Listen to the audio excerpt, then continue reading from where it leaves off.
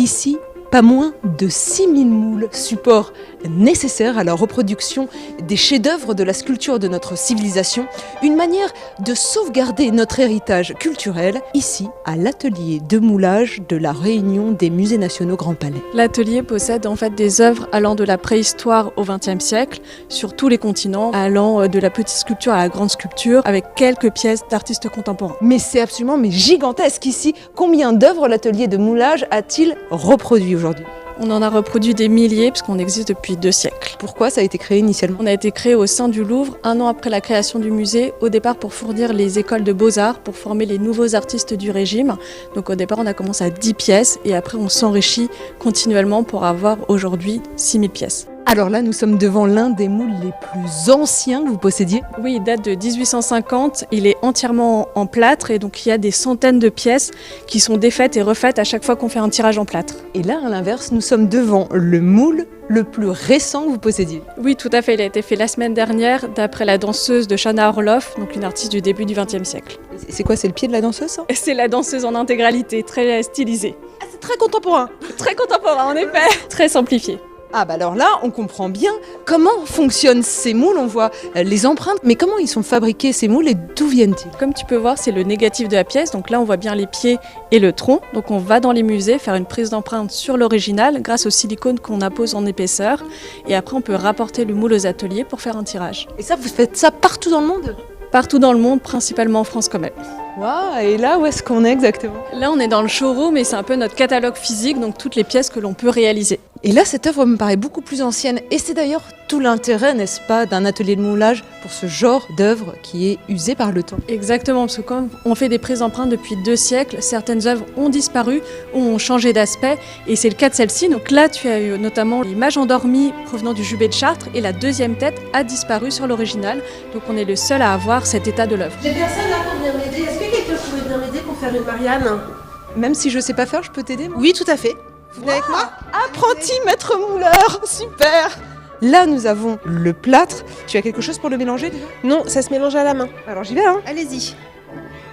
C'est bien, là, je fais comme il faut ? Tu fais comme il faut. Mets la main bien à plat dans le fond de la bassine. Voilà. Et tu tournes ta main sans faire de vagues pour pas que de l'air s'emprisonne dans le plâtre. C'est le seul matériau qu'on utilise pour les moules ? Non, pas du tout. On fait des tirages donc en plâtre, certes, mais on peut faire aussi des tirages en plâtre acrylique, en ciment acrylique, qui va être un matériau qui peut bien résister pour une exposition en extérieur, en résine aussi. C'est très agréable, mais là, j'ai envie de faire des bêtises quand j'ai la main comme ça. Je comprends. Mais je vais rester plâtrée, moi, du coup. Alors, tu as un seau d'eau à côté de toi pour te rincer la main. Voilà. Alors maintenant, donc, on va déposer le plâtre dans notre moule. Ouais. Donc on va prendre un peu de plâtre dans une bassine. On va prendre que celui-là. Et avec à l'aide du pinceau, on va déposer le plâtre dans notre moule. Et pourquoi on doit passer au pinceau en premier lieu ? Ça permet d'avoir une meilleure maîtrise de l'application du plâtre dans son moule et aussi d'éclater un maximum de bulles qui pourraient se coincer dans les petits creux. Je te donne mon pinceau, mon plâtre et tu peux l'appliquer donc de la même façon sur le dos du moule. Ça va, là, comme ça, j'en mets assez, c'est bien Oui, c'est réparti. Très bien, il faut après petit à petit épaissir la couche, qu'on ne voit plus le silicone en dessous. Mais attends, mais moi, j'ai envie de carrément verser le truc dedans. Ah non, Ça va plus vite. ça irait plus vite, mais ce serait trop lourd. L'avantage du pinceau, en effet, c'est qu'on peut vraiment passer dans les tout petits recoins, alors que si je versais toute ma bassine de plâtre, évidemment, ça serait moins précis. Tu peux épaissir un peu ta couche, plus qu'en peignant, plutôt en projetant, tu vois. Ah, d'accord. Ça dépose le plâtre. Qui demande ces moulages, en fait ? Alors il y a beaucoup d'écoles d'art qui nous demandent des moulages pour en avoir pour leurs étudiants, des décorateurs, des institutions et maintenant aussi beaucoup de particuliers surtout. Ah ouais ? Oui. Que moi, je peux m'en acheter une si je veux. Tout à fait. C'est quoi l'échelle des tarifs ? Pour les plus petites œuvres et les plus faciles, ça va être un minimum de 500 €.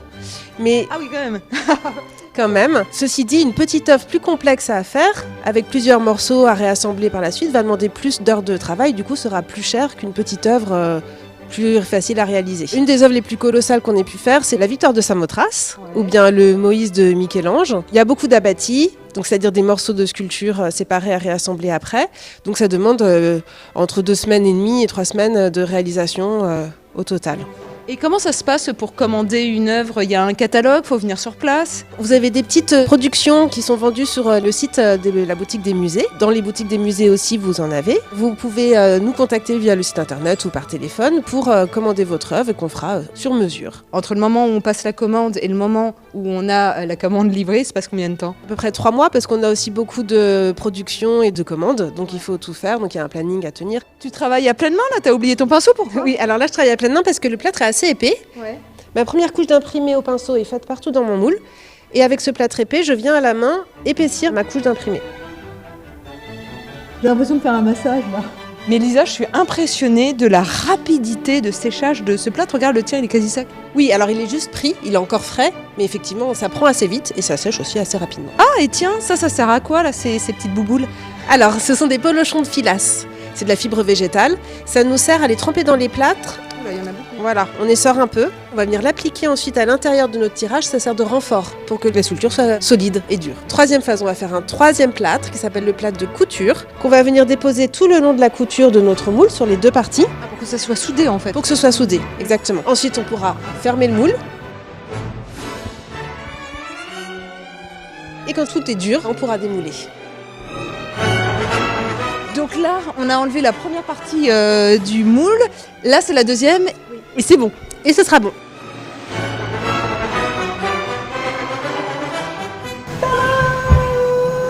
Et ensuite, on va pouvoir donc retoucher la couture de manière à ce qu'elle soit invisible. Je viens gratter tout le surplus de plâtre dans le respect du volume. Il ne faut pas que je change la forme de mon volume. Exceptionnellement, Ariane, je te laisse un peu poncer la couture de l'épaule. Et voilà, j'ai fini. Voilà, retouche finie. Et qu'est-ce qui se passe maintenant? J'imagine qu'il faut que ça sèche pour de bon. On va aller la mettre dans l'étuve, qui est une pièce chauffée et ventilée, où la pièce pourra bien sécher et toute l'eau du plâtre s'évaporer. Pendant combien de temps on doit la laisser sécher? Pour une Marianne, 3 jours. Ah oui, quand même. Donc là, je vais peut-être pas attendre 3 jours. J'imagine qu'il y a une autre étape encore après le séchage. C'est quoi? C'est les dernières retouches à sec. On a tout rebouché tant que c'était frais.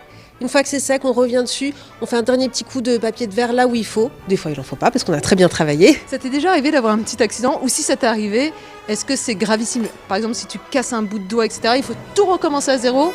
Ou on peut encore sauver les meubles? Pour un doigt, ça veut dire qu'on va reprendre dans le moule simplement cette partie-là pour venir la réajouter si elle est cassée ou alors directement la sculpter si c'est simplement une accroche qui a été faite. Troisième phase, la patine. Mais Julie, qu'est-ce que tu es en train de faire là? C'est un avocat géant? Alors, c'est une partie du totem que nous allons présenter sur le salon Révélation. Mais là, je vois que tu prends plein de petites poudres mêlées à de l'eau. C'est dans les tons ocre. Tu es en train de dorer donc ta pièce? Oui, alors là, c'est pas de l'eau, c'est de la cire d'abeille et de l'essence de térébenthine avec de la dorure. C'est la deuxième étape. La première, c'était un vernis gomme laque qu'on a appliqué, ce qu'on voit un peu de marron. Et là, pour la deuxième étape, on va plutôt faire dans les fonds. D'accord. Et après, il y a une autre étape? Alors pas pour cette patine-là, mais en général, oui, on peut faire une troisième étape. On appelle ça le poudrage. C'est un mélange de talc et de pigments de couleur pour venir renforcer les hauteurs et donner l'effet de profondeur. On peut faire des statues multicolores en fait? Oui, on n'a aucune limite, à part ce qu'on a dans la tête. La patine, ça peut être un effet faux bois, un effet bronze, un effet marbre, un effet terre cuite, céramique émaillée.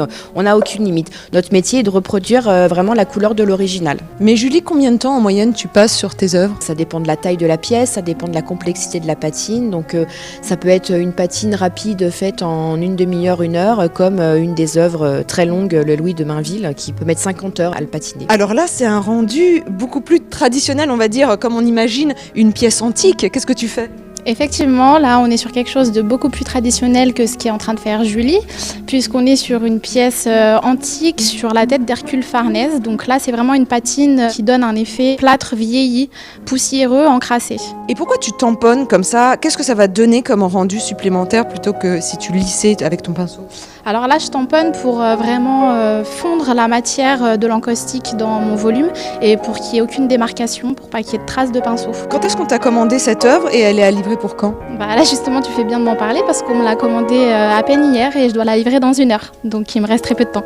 Ah oui, d'accord. Donc, je vais te laisser tranquille travailler. Bon courage. Merci. Et la bonne nouvelle, c'est que vous aussi, vous allez pouvoir, comme moi, découvrir cet atelier de moulage extraordinaire, soit en vous inscrivant sur le site du Grand Palais, soit en attendant les Journées du patrimoine en septembre. Et là, en plus, c'est gratuit. Bye bye.